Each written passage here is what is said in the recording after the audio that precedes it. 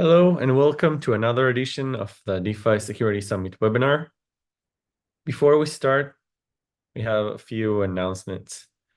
First, we have opened the applications to volunteer in the DeFi Security Summit. So if you can make it to Bangkok, we will appreciate your help. We need help in checking people in or posting on social media and helping with the setup. So if you want to be a part of the community, if you want to get a ticket to DSS, we would appreciate if you apply through our website. And also, we're going to start and publish the results of all the speaker applications starting today. You should get all the results today or tomorrow. I wish you all good luck and hope to see you in Bangkok nonetheless. And for today's webinar, I'm going to pass the stage to Icing Death, an independent security researcher, and she's has been in the space for a long while in security. Her focus is on fuzzing and manual review, and she's one of the members of the Cortina Fellowship, and she's also a member of the DeFi Security Summit Steering Committee. Stage is yours. Thanks. Hey everyone, I'm Icing Death. Thanks for joining us today. Today we're going to talk to the core members of Satora and BGD Labs, leading to the discovery of a compiler bug in LLVM. I'm super excited to welcome John Toman, Chief Scientist at Satora, and Ernesto, co-founder of BGD Labs, as they discuss and delve into how they found the bug in LLVM and how they addressed it. Take it away. Yep. Hello everybody. So I think first of all, I will introduce myself. As Icing Death said, I'm Ernesto Boado. I'm the co-founder of BGD Labs, and for those that are maybe not familiar with BGD Labs, we are like a development company, and our main point of contribution at the moment, and for probably what, if those that you know me, know me, is because we contribute to the Aave protocol. We are currently like the team doing core development and all type of security maintenance tasks on Aave. This webinar is about something that we found together with other contributors like the Certora team during our work on the Aave protocol. I hope is interesting. I think maybe John, you can introduce yourself. Yeah, sure thing. Hi, I'm John. I am the chief scientist at Certora. Like Ernesto and BGD Labs, we work with Aave to provide formal verification and other security services, and we were involved in the incident that we're going to be talking about today. And thank you for the kind introduction, both Uri and Icing Death. Yeah, and I think so. Maybe to talk a bit about how we are going to structure the webinar first. The roles that my team and myself had during the detection, how we address this bug, and how the Certora team, represented by John, what their role was, is slightly different. So from our side, it was we are application developers mainly. So our role was on detecting the side of the problem and addressing it on the initial stage and high level stage on the basically solidity side, and then Certora team helped to go quite deep into the low level to actually find the root cause together with other contributors too. So I will start with a small presentation from my side to give a bit of more context of how what happened and how this happened in the context of Aave, and kind of a high level description of everything, and then John will continue with more of the nitty-gritty details on the low level side. So I will share my screen.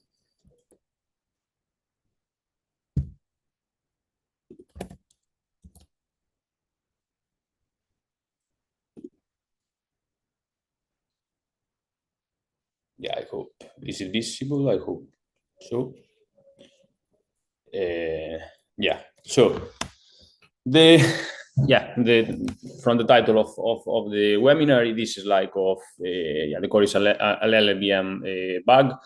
I think that maybe John can explain later on like more in detail what exactly is the LLVM like, but basically this is a bug that appear like on purely high level of a DeFi protocol like Aave, and well, then we detected it was something very, very deep on software which is not specifically like blockchain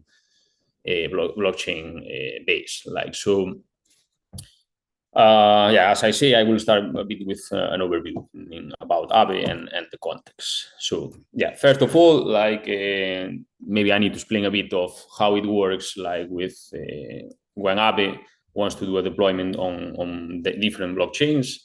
So basically, Aave is a pretty decentralized organization at this moment, like so completely independent teams like mine with BGD Labs, Certora, like there is Aave Labs, there is ACI, there is like quite a lot of different teams, and we contribute in sometimes quite frequently different areas of the what we call the Aave DAO. In some cases, like we need to coordinate quite a lot, like so for example development and security, even if kind of different areas, like they are quite heavily interconnected, like so. Most probably like the type of process which joins more of these contributors is whenever Aave expands the protocol to a new blockchain, because different to some other DeFi systems, like for Aave, which is in the lending space, like to expand to another network, there is quite a lot of, let's say, work to do, both on the purely technical side, like, but also like on the security and the quality side. So this problem that we detected was, I think, in the order of 1 month ago. And it was when trying to deploy the Aave v3 protocol in the CK Sync blockchain or rollup. So a bit of this is also very, very important, even if then John will explain more in detail. But CK Sync is EVM compatible, like high level EVM compatible rollup, meaning that you write your Solidity code and technically like that EVM Solidity code will be deployed, will be like compile in multiple layers, like to a native VM of CK Sync, so quite different to the EVM.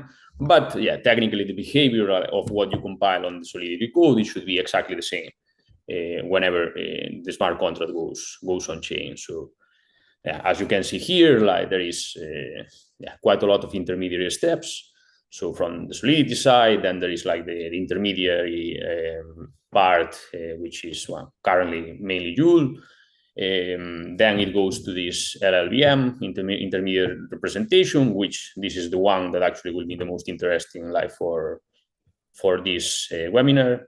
And then there is like still some extra layers until it reaches like the CK Sync virtual machine. But again, I think this is more on the John side a bit later. So first of all, like is that how do we end with a bug in production? Like whenever we activate like a new network, obviously before like reaching like the Aave being completely active for like end users, like to supply assets, like to borrow assets, or to do any type of operation in the protocol, there is like a lot of technical and security procedures before that. So that involves deploying the smart contracts first, like obviously in testnets, like running all the let's say unit tests, and then running some integration tests on fork, like doing a lot of like reviews of any type, both automatic and manual, like on everything, like from the code base itself, like to the parameters configurations, the assets listed, like so basically quite a lot of processes. But CK sync actually was not different to this. Even more, like CK sync took quite a lot of time, because like the tooling, the same as almost any other network which is newer than Ethereum, like the tooling is continuously improving. So it took quite a while until we reached the position of saying, okay, like the software is completely ready, like, and actually thanks like to the Mother Labs teams who did like a quite impressive effort, like, of improving that tooling for multiple months. But yeah, like at some point, like we reached like a state like of being completely ready to deploy the protocol, and we thought that everything was pretty fine. Like so, like all the unit tests, like that we were able to run, and I will elaborate on that further, were running fine. Things like, for example, verifying that the code base, the Solidity code base, was exactly the same in CK sync that on other networks where Aave was deployed. The code basically was the same. There was even instances like using the same of other products, like using the same code base as of Aave already running in CK sync, and they also have like the majority of the code that was the same. So yeah, we reached like a position on where like we felt very confident of activating the pool, which means that we need to create like what we call governance proposal, and then the Aave DAO governance smart contracts like execute this governance proposal and factually activate the smart contracts of Aave. So yeah, like this process of governance, like from the moment that we create the proposal, being the technical team, until it reaches execution, it has like 5 days of voting period, during which like the Aave token holders like actually decide if activating it or not. So yeah, during this period, everything like look normal. Like the tests, more like end-to-end tests that we run in that time in fork environments, for example, they look also quite fine. So yeah, it was kind of another day in the office, like a process that we repeated like in the past for other networks. Now, it arrived the moment like of the activation, which means like that Aave has some on-chain automation that like execute this governance proposal. And before any type of, so when it gets executed, like, but both some minutes before that execution and minutes after that execution, like is quite common, like that teams of that are working more like on the UI side. Well, I mean, Aave has multiple UIs to access, like, but like the one that is run by Avara, Aave Labs, they usually do like some extra testing, more manual testing, like of different types of actions and flows. Now, the difference of this testing is that quite frequently it is kind of pseudo-random like scenarios, like so slightly more complex than the ones that exist on the base test suite of Aave. And what happens is that they notice, like Avara Labs, like notice like some strange behavior, right? Like on how as they were doing actions like on this user interface, how like the user interface were reacting basically. So yeah, immediately we got contacted on BD Labs by Aave Labs, and we started talking a bit and looking at what was happening. Like, so initially it looked like that what happened quite frequently, that there was like some issue of integration with the user interface. Like usually there are like some helper smart contracts that could create those kind of minor issues. But soon after, like in a matter of a couple of minutes, like we noticed, like testing certain scenarios, like that actually the problem was pretty critical, like because the smart contracts themselves were allowing to do certain operations which they should never allow to do in the Aave protocol. So we are talking, like a very low amount of minutes after the activation, like when even the pool was not really so public to any user. Like, so like all the fans that were there were purely like testing fans of the interface team. And yeah, immediately, as we have certain procedures, like we decided like to pause the pool, first of all, because it looked like some critical problem. And in parallel, think and test if any other pool, like production running pools of Aave, could be affected by the same weird behavior, let's call it. So those tests were negative, which was pretty expected, like given that that the Aave pools are heavily used out there, like, and this kind of behavior will be noticeable very, very fast. But we just didn't know of what was happening. We only knew that it was not good, let's say. So yeah, this mechanism that the Aave DAO has, which is like the Aave Guardian, like pause the whole pool. There were no funds there, and then kind of the work started of like figuring out which was the issue, like, because there was clearly an issue, but it was not clear what the issue was. So this is quite interesting, like this part of the analysis, like, because it shows in practice on how it works.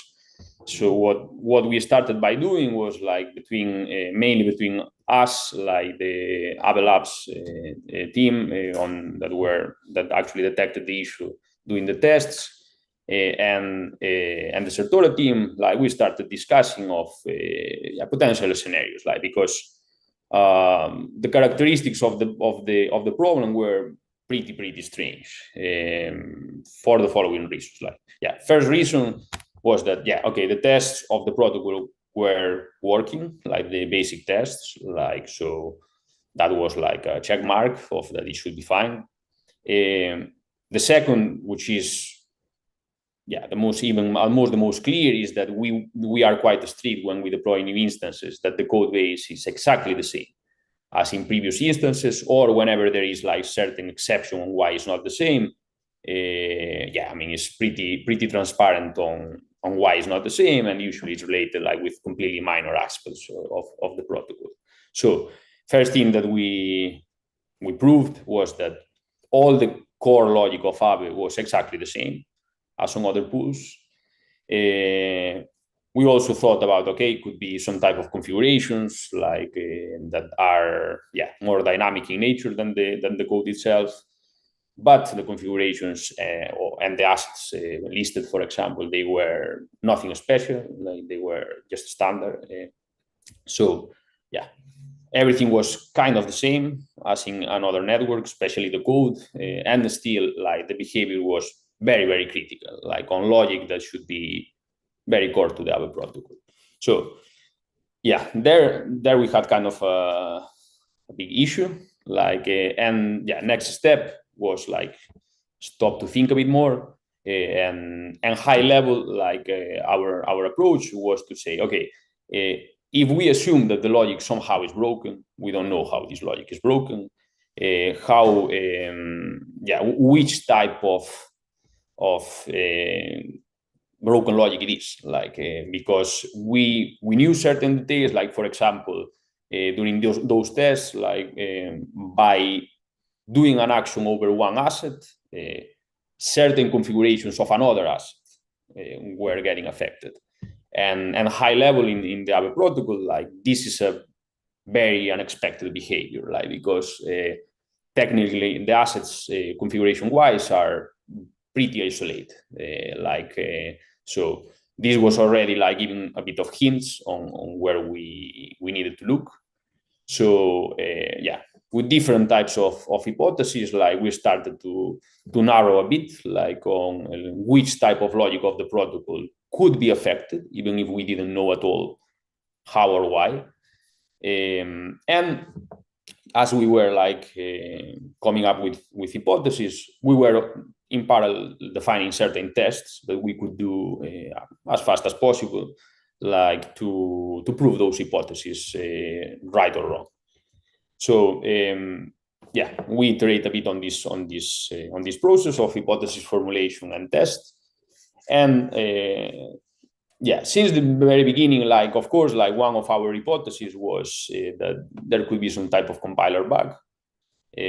However, like in this kind of process, security processes, like of course you need to focus on what is more realistic first, like and only leave like what is not so realistic at the end. And for pretty obvious reasons, usually compiler bugs are more rare, like that some of the other type of bugs. Like so, as we were narrowing more and more, like the source of the bug, even not knowing the bug, like we started to notice that like the compiler bug hypothesis was more and more realistic, because again, like when you have exactly the same logic as in another network, when you even have like another product on the same network with the same code base and the same logic, and it has no problem, like so, then it's very clearly something that is specific to your own code, and to most probably like how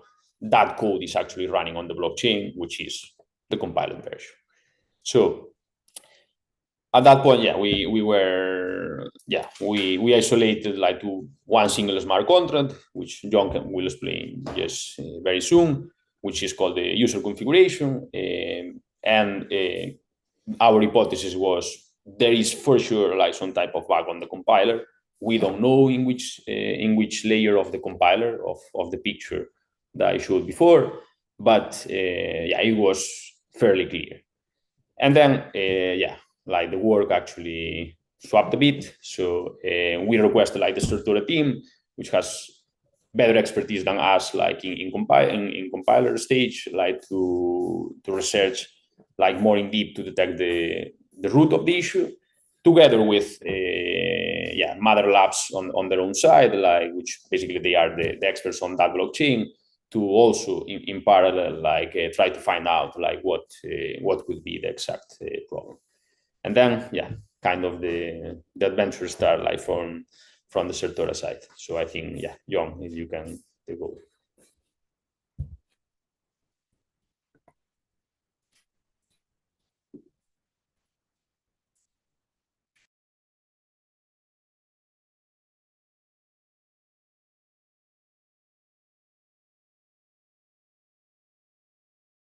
And there we go. Yeah.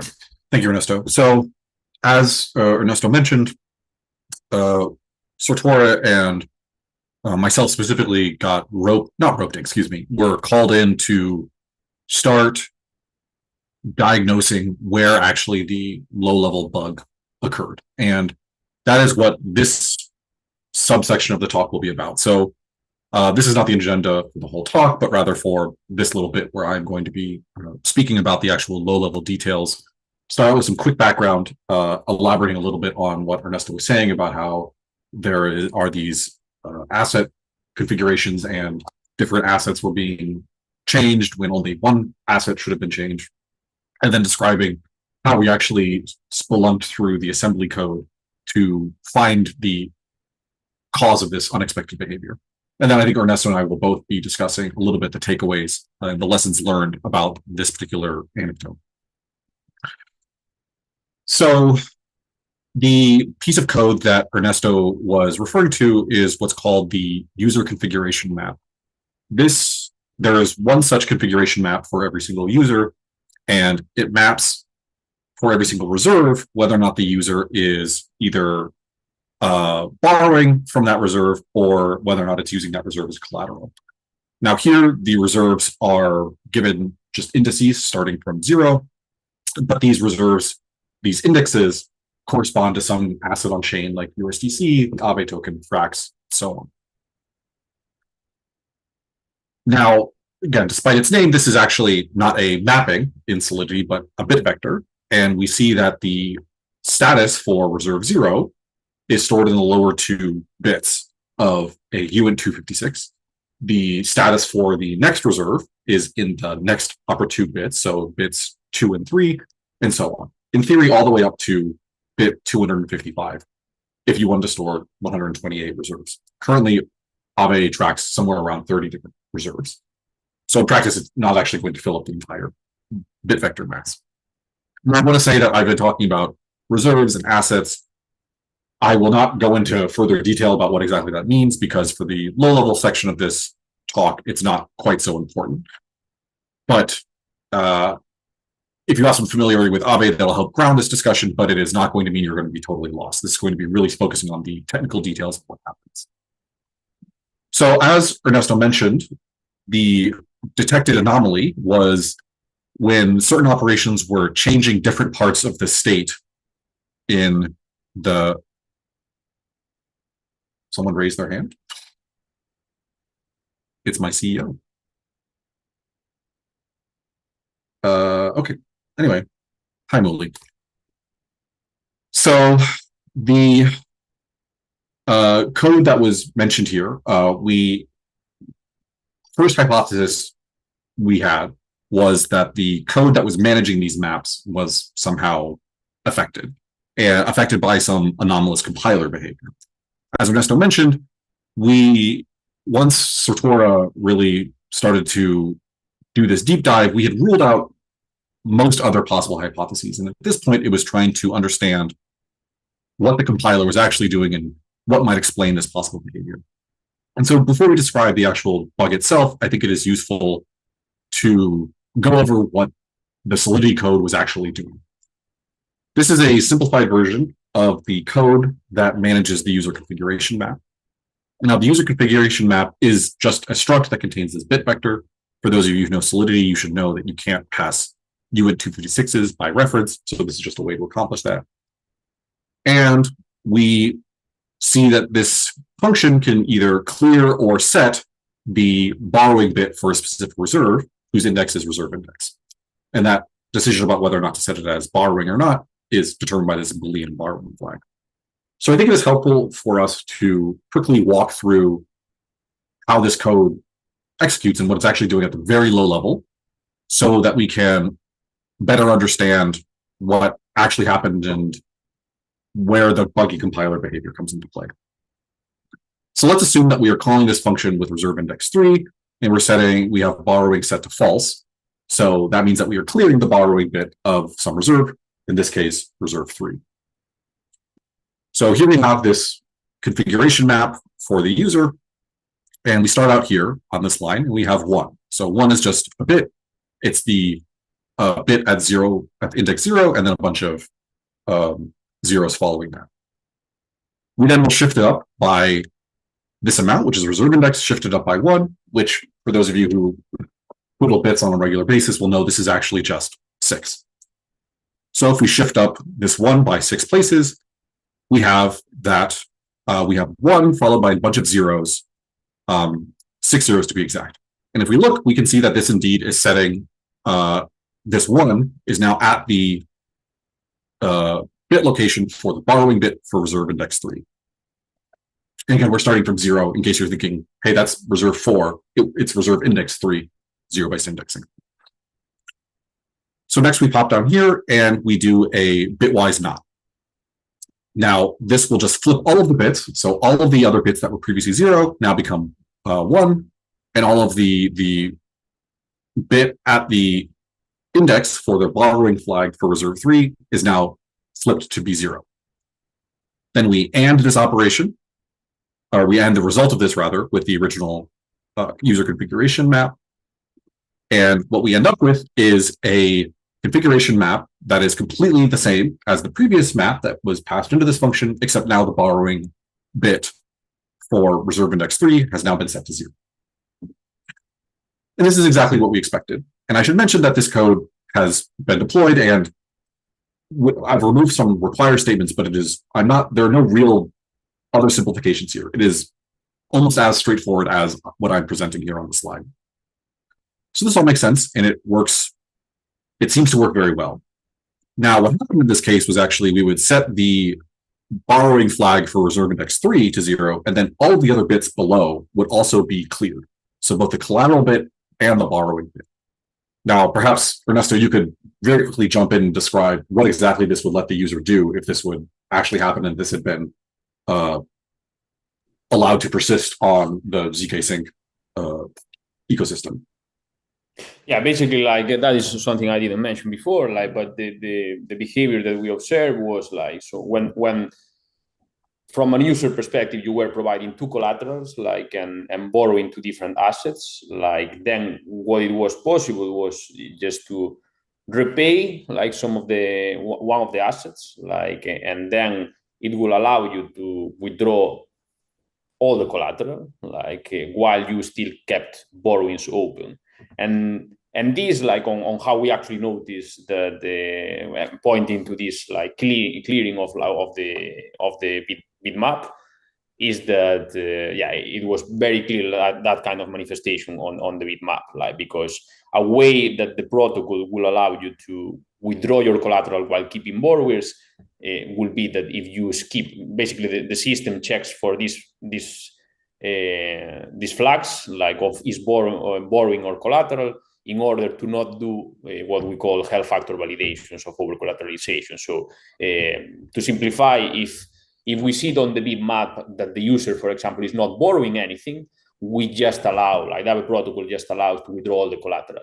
Like, so all zeros on like all the is borrowing flags, like on all these bits, will mean that the user factually is not borrowing anything, no matter like then the balance of tokens that it has. Like, so if the protocol sees those zeros, say, okay, fine, you can just withdraw the collateral because your over collateralization should be healthy. However, like this was not the case. Yeah, right. So effectively, to quickly condense it for those of you who are not familiar with Aave, a bunch of your loans suddenly magically get forgiven and you no longer have to post collateral. This is very bad for the health of the protocol for, I think, obvious reasons. So this is pretty strange. And it led to a lot of head scratching. And we first ruled out a lot of different possible scenarios. I think Ernesto mentioned the sort of, well, maybe the UE was just wrong. Maybe some of these helper contracts are wrong. But again, it became very clear that low level, this is actually what was happening. So the actual state and data that was being manipulated on the ZK Sync execution environment was just wrong. So here are some confounding factors that made this all the more puzzling. This does not happen on the EVM. Ernesto mentioned that Aave is very careful to deploy exactly the same code on new blockchains and new ecosystems. And this very same code was working perfectly fine on Aave for years now. Now, again, I mentioned the EVM because ZK Sync runs its own VM called the ZK Era VM. And a more confusing factor was that this logic, the logic in the set borrowing function, was actually formally verified by Certora. Now, this was targeting the EVM code, and you might guess that all of my references to the EVM is maybe foreshadowing a little bit. But just to be sure, we reread, double-checked, triple-checked the logic of set borrowing, and it looked correct. There was, at this point, pretty clearly not a logical error, but a compiler error. And so at this point, because there is some disagreement between what the source code says we should be doing and what is actually happening when we run that code, we need to ask a question. So what does the assembly say? At this point, we started diving into the actual low-level assembly that came out of the ZK Sync compiler to try to understand this difference. Now, one very crucial part of the process that I think made all of this possible was to start small. The affected contract was in a file called pool instance, which pulls in several different libraries, and it's very big. And for those of you who've looked at any low-level assembly code, there are sometimes descriptive labels, but very often not. There's nothing that says, here is the set borrowing function. Look at this source code here. You can see, in fact, the closest we get is BB0, 1, 2, 3, and so on, which is just basic block. This is not helpful. And trying to scan through this huge swath of assembly code, trying to hopefully just notice the code that corresponds to the set borrowing function would be like finding a needle in a haystack. It would just be deeply unrealistic. So instead, we just wrote a meaningless test contract here. This is the actual test contract we use, called test, appropriately enough. And the logic here is not important. But what's important to see is that we are using this set borrowing function. And the hope was that we would run this through the compiler, get a much, much, much smaller piece of assembly code. And if we're very lucky, we'll maybe find the bug in that assembly code, which would then explain the anomalous behavior on the code that was deployed and found to be buggy on the actual ZK sync EVM. So at this point, we should be close to done. Well, we were. So because the assembly code was so small, it was fairly easy to trace the execution and find the snippet of assembly code that corresponds to set borrowing. That's great. This is the code on the slide here. The actual details of this are not terribly important. We see some shift lefts, which is what we'd expect to see because the original code, remember, has 2 shift lefts. We shift the reserve index left by 1, and then we would shift 1 left by that amount. We load from storage, we do some bit twiddling to get the bit masks, we AND it back together, and then we store it back. And those are the commands you see highlighted. Now, again, I'm not going to go into depth about what exactly is happening on each of these instructions or even how to interpret these instructions, but hopefully you get from reading it, you can get some intuitive idea about what's going on. Now, I want to stress that this is also ZK EVM bytecode, not EVM bytecode here. So, like I said, good news, we found it, but the bad news is that this looks fine. We read this, we double-checked it, I went over this again and again, and this is correct. This actually fits. This is the faithful encoding of the operations that originally appear in the Solidity code. So maybe we've hit a dead end here. But we actually got something we got 2 things that were incredibly valuable out of this small experiment we've done. The first thing is that we do actually have a fingerprint of sorts to look for the code of set borrowing in the full pool instance assembly. Now, it's very useful because we aren't just left scanning through thousands of lines of assembly code, hoping something jumps out at us. But I think at this point, the even more exciting finding was that we have a plausible culprit for this behavior, which is namely the optimizer. And this is where we're going to actually return to the same diagram that Ernesto shared in his slides, but with slightly different formatting. And at this point, we're going to discuss the LLVM IR. Now, as Ernesto mentioned, the ZK compilation pipeline is actually several pipelines strung together. The original Solidity source code is compiled with Solidity, which produces Yule, which is an intermediate representation. That intermediate representation is translated to LLVM IR. And at that point, the LLVM, which is this open source compiler toolchain, a lot of compilers out there actually use LLVM, but Rust compiler uses the LLVM. The Rust compiler actually just generates LLVM IR and then leaves the actual optimization and assembly, the generation of the code that actually gets executed to LLVM. So it's a compiler library, if you will. And this is what ZK Source does. It will take Yule, translate it to LLVM IR, and then leave to LLVM the details of allocating registers, stack allocations, and so on. And that's the part of the pipeline here that I've circled in green. At the end of this process, the ZK Sync team has written something that takes the LLVM IR and spits out the actual bytecode that I was combing through.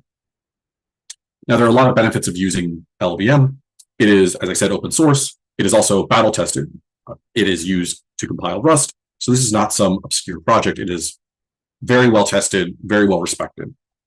But another nice benefit is that when you use LLVM, you get optimizations for free. Because LLVM operates on this independent intermediate representation, it has this huge host library of optimizations that make your code faster and smaller.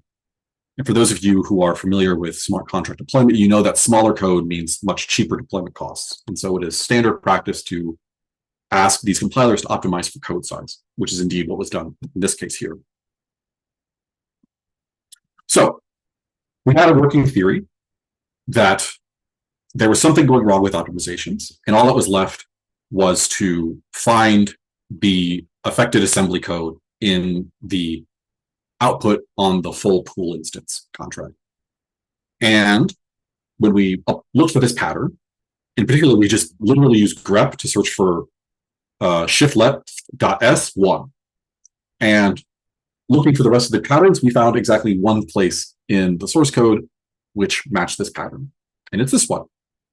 Now you can see that this matches fairly closely what we saw in the test contract code. We are doing some shift lefts to get a bit. We are doing an S load. We're computing some bit mask. We're ANDing it with the value read out of storage, and then finally writing that value back into storage.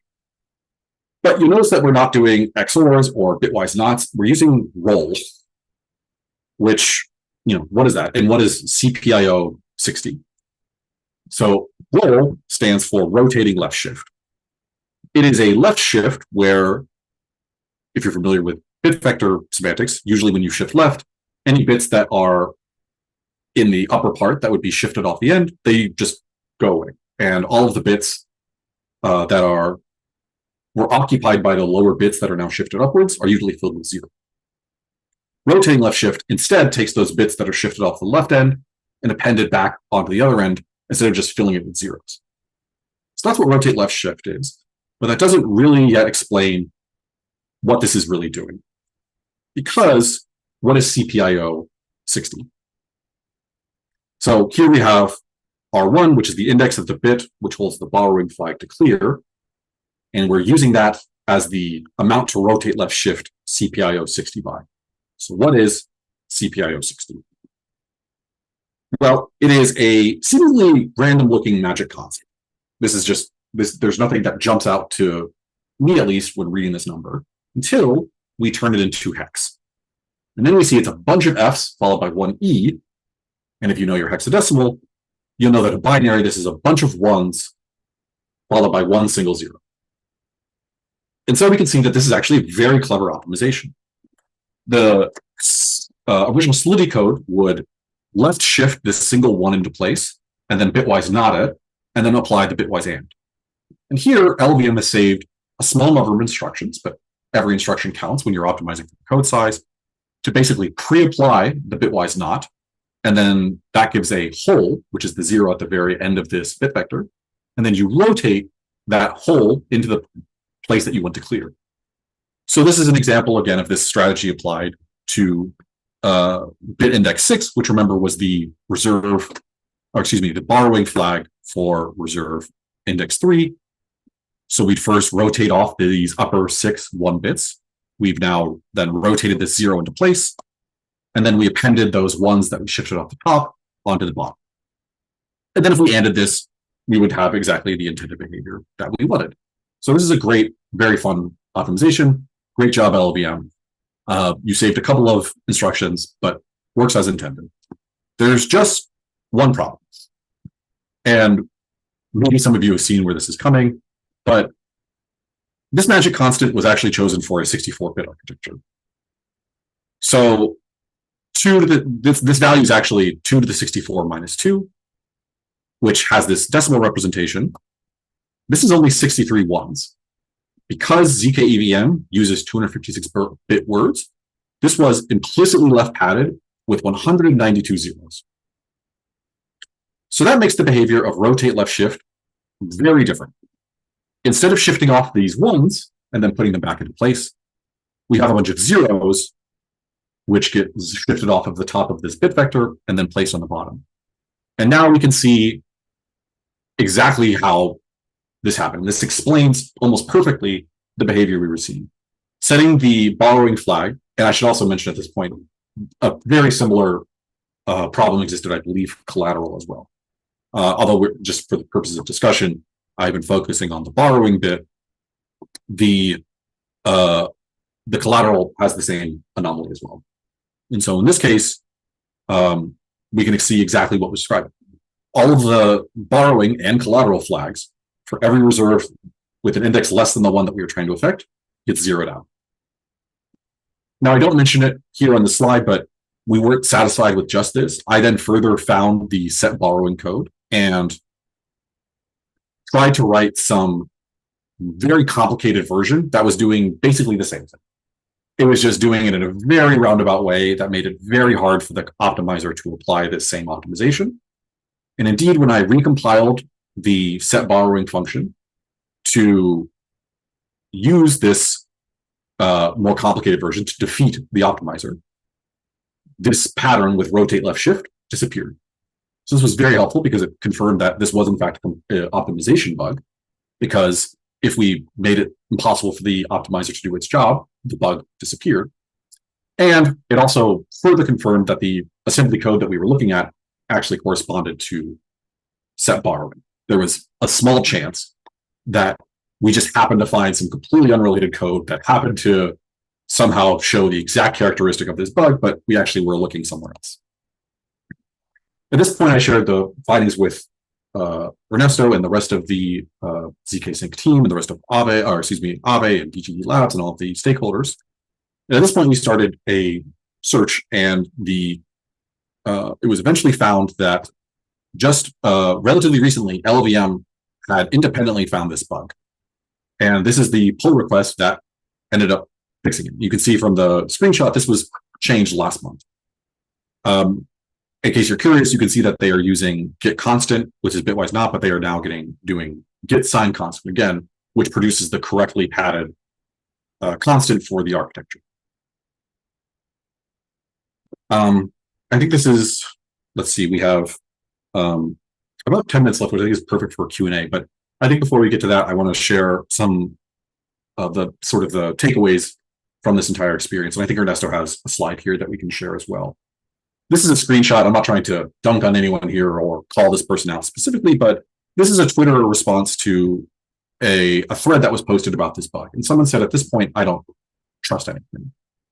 And, you know, that's a reasonable sort of impulse to have here.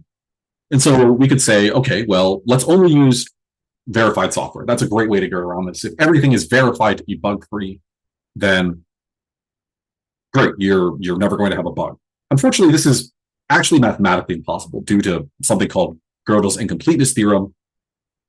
Even if you verify something, you then have to verify the verifier. But what verifies the verifier? It's very much a who watches the watchman problem. Now, sort of by the same token, maybe you say, what can you actually trust? Absolutely nothing, like this Twitter commenter was saying. And this is also impossible, because at some point, even if you aren't trusting tools, you are having to trust people. If you're not trusting people, you have to trust the code that those people write, and so on and so forth.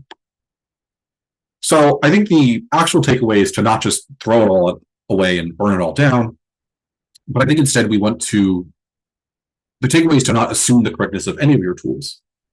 So don't assume that your compiler is correct. You should test, fuzz, verify the output of your compiler. Don't write, source-based tests. Write code, like invest in spinning up instances and actually running all of this complicated work on the actual target VM to test this behavior. But I think it's also just as important to test, fuzz, and verify your tools. This is something that we find very often in the formal verification side of things at Certora. It is very easy to write a specification, a grammatical description of your intended behavior of your system that is actually vacuous. It's just tautologically true all the time. So make sure that you are not proving nothing. Similarly, inject bugs into your source code and then check to make sure that your fuzzing tools actually find those bugs. And if they're not, then the no bugs found result is not terribly bad.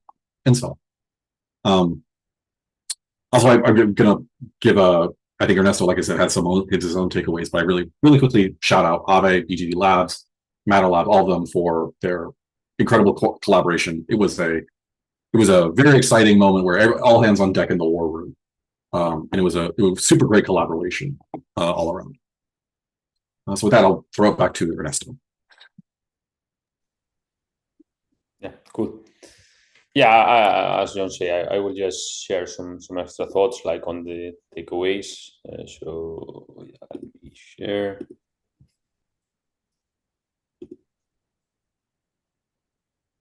Yeah, so more or less to reiterate like on what John mentioned, like is for all those that you want full certainty, like on blockchain code, like and its behavior, like and basically on all type of software.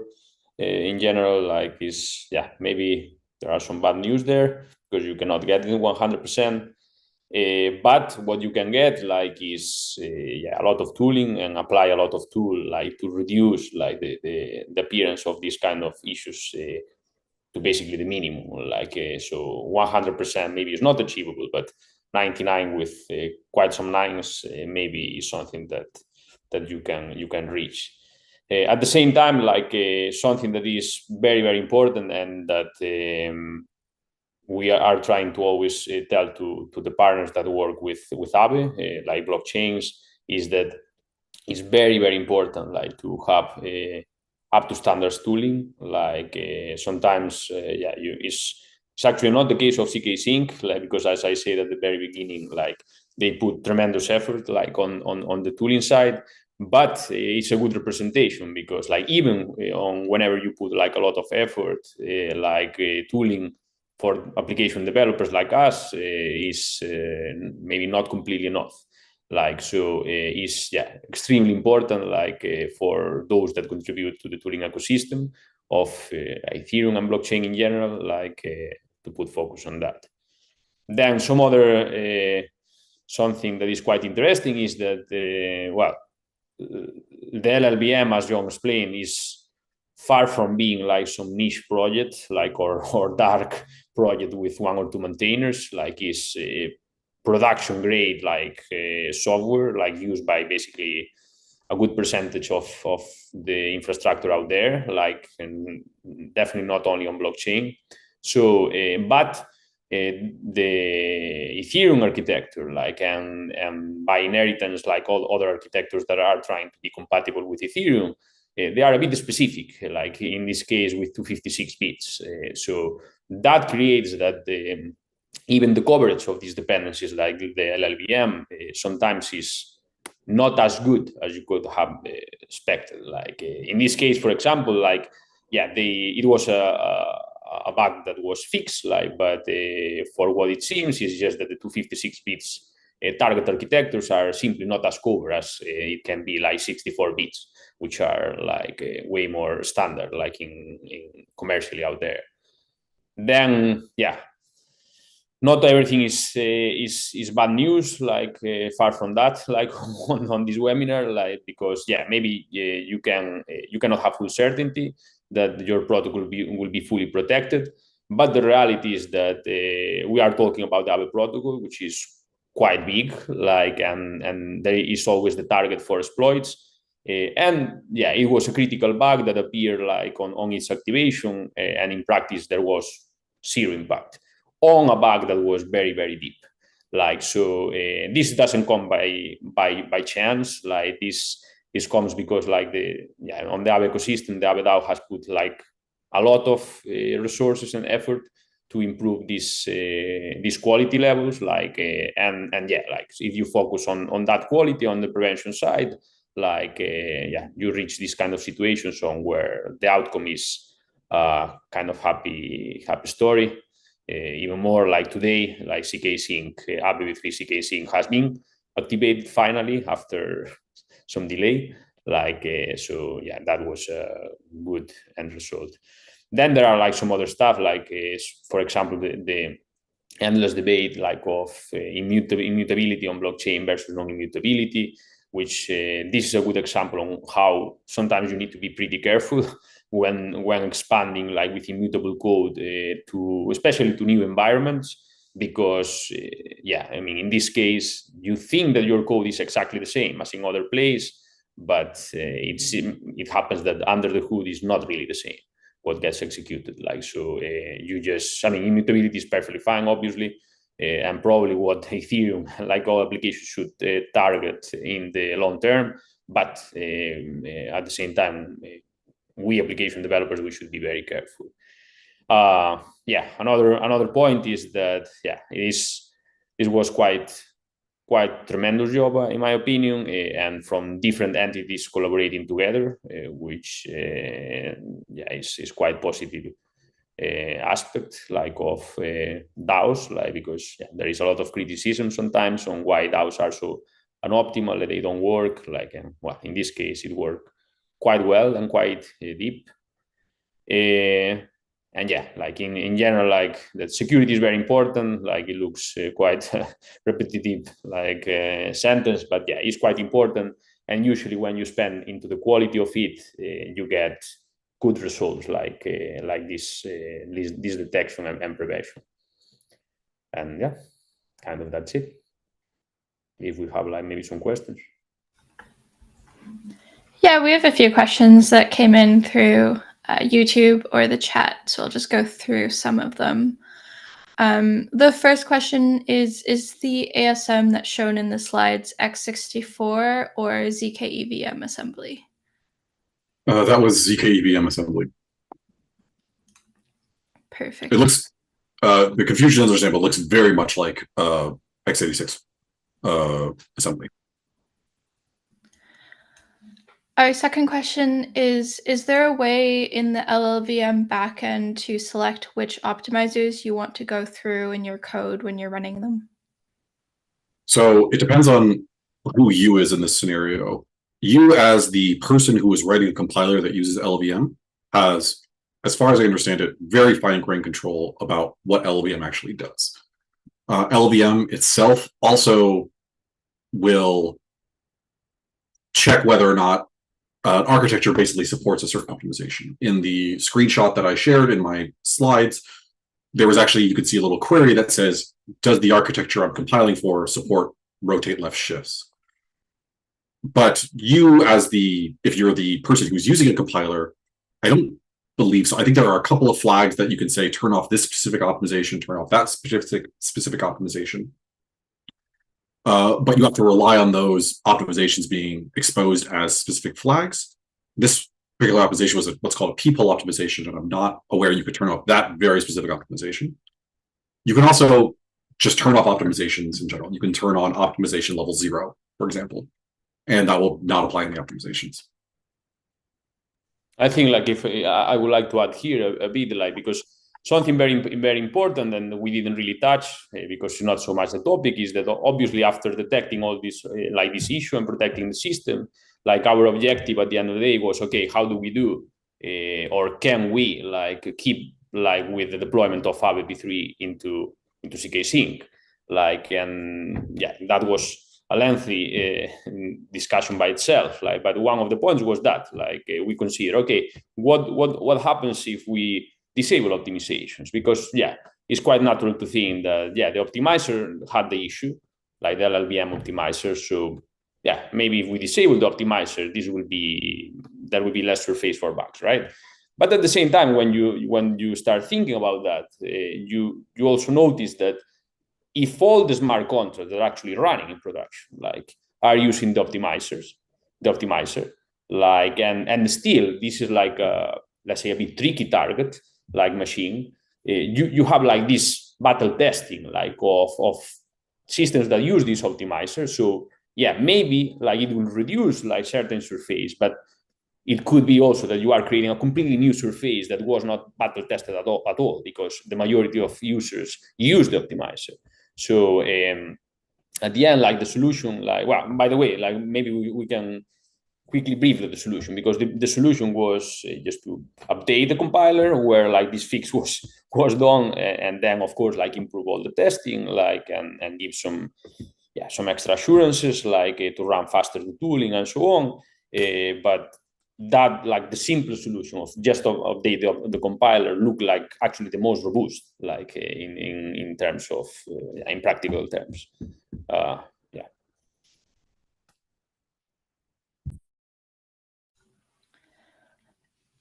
One question that just came in is there a way with differential fuzzing to highlight this bug with optimization and not optimized? I assume by differential fuzzing, this means running the same inputs, but with just different versions of the source code. In principle, yes. My understanding is that this would rely on a fuzzing tool existing for ZK EVM, which I do not believe is the case. But in principle, yeah. And I mentioned previously that we actually verified this rule as well, which I think also is something that was just asked in chat, which is, was this tested for? Did we have a test? And I know very simply we formally verified the implementation of this function for the EVM. The Satora verifier does not currently support the ZK sync VM. So that is sort of where the gap occurs here. So it's not like this was just untested code. I want to give a lot of credit to the folks at Aave and BGD Labs and all that. This was not just some code that has been no one really looked at or thought about because it was just so simple. No, there was formal verification rules for this exact piece of code. It just, because of limitations in tooling, it didn't. We weren't able to re-verify it on the ZK EVM bytecode. Yeah, and also like to answer, like I'm just like the next question is completely related. Like, so one of the core issues were like the test suite of Aave is quite big, like it's on a Foundry environment, and we could say that there is like kind of two parts. One is like the most base test suite, which tests like units and relatively simple scenarios, while there is like some other part on where like you do a bit more, let's say, combinatorial scenarios, like, and precisely this bug was manifesting like what I explained before. You need 2 assets of collateral, 2 assets of borrowing, and you need to do specific amounts like of repayment, basically the whole repayment in certain assets for the bug to manifest. Like, of course, like, and there is like infinite scenarios that will like manifest the bug, but the main point is that you need to go a bit deeper already in these combinations like of tests. Like, so precisely those tests, like it was basically impossible in practice, like to run them, like because the timing with the tool was just too much. So obviously, like we trusted on all the other assumptions of like, okay, if the basic test work, if the code is the same, like if, yeah, all these kind of things, like the possibilities to have like a compiler bug or something like that are extremely low. Like also because of the other thing that there was an instance of the code base of Aave running in production, even if it was not Aave itself, like for quite a while. Like, so yeah, like right now, yeah, to answer that question, like of course, like before activating the pool again, we tested exactly the same scenario and a bunch of others more, and yeah, that will give us extra assurances apart from other stuff that we are doing in general for Aave, not only for ZK Sync, to improve fuzzing and some other security sections.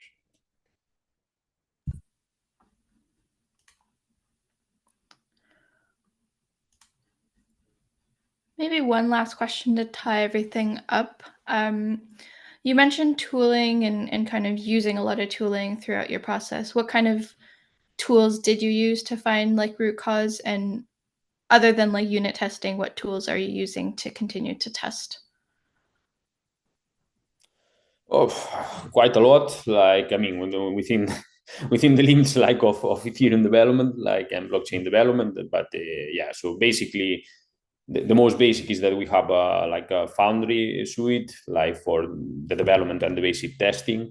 Then, of course, we have for quite a while, for years, like the Certora properties suite, which I mean, sadly, we can only apply it like whenever like it's the EVM itself. And until now, we had big assurance that was enough. Yeah, what else? Like we have a lot of custom tooling that most probably people is not so aware on Aave, on our own repositories, especially for diffs of code, like visibility of the difference of configurations of assets whenever something happens in production. We have like certain internal monitoring, like yeah, we have probably almost everything that is available out there, like to improve assurances. Like, but yeah, like it's very important to have, like, for other teams, like to have the mentality of trying new stuff, like, because these are, I mean, it's very early times, like, so still like new tools appear all the time that are actually game changing, like in terms of development experience. Yeah, I just, in case there was a question about like what tools did we use to find this exact bug itself, Emacs on my side. So I wouldn't recommend in general opening up the assembly of your smart contracts and just scrolling through it with Emacs. This was what was expedient. I'm afraid there's no terribly exciting answer about the exact tooling or magic wands that were used here to find this very specific example.